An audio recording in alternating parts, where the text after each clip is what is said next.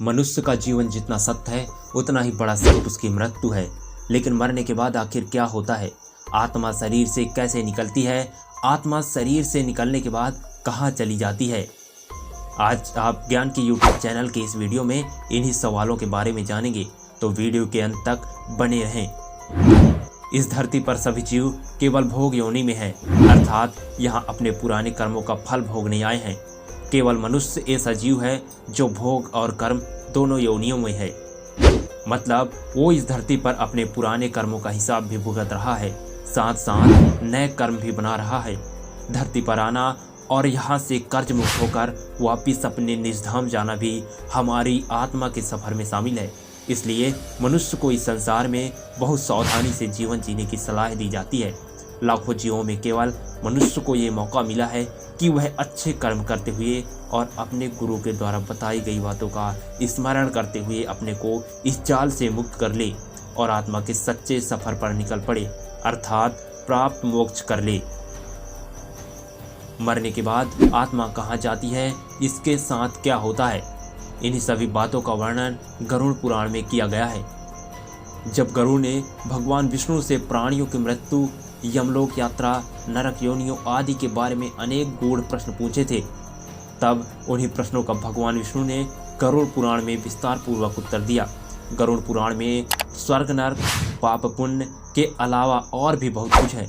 इसमें ज्ञान, विज्ञान, नीति नियम और धर्म की बातों का अनूठा संग्रह है, जो किसी अन्य ग्रंथ या वेद में नहीं मिल सकता।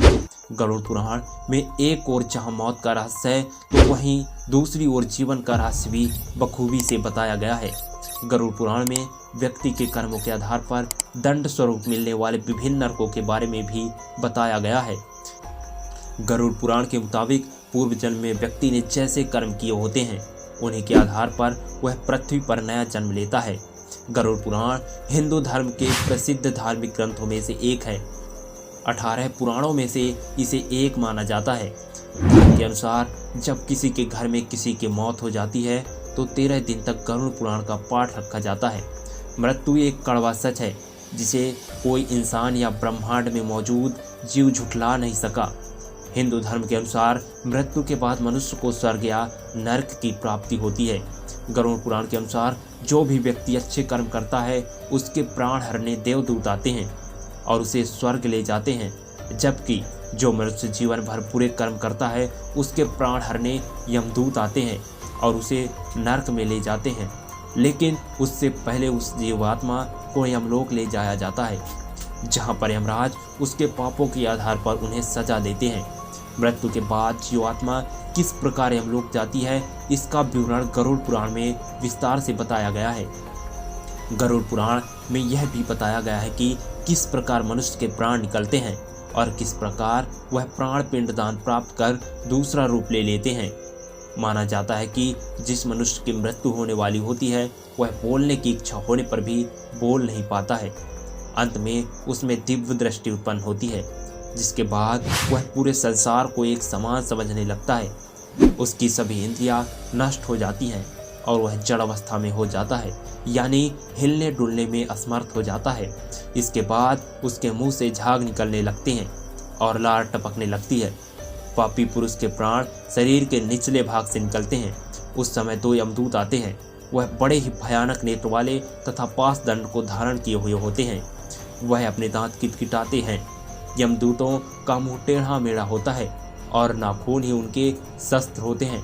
ऐसे भयानक यमराज के यमदूतों को देखकर प्राण मल मूत्र त्याग करने लग जाता है।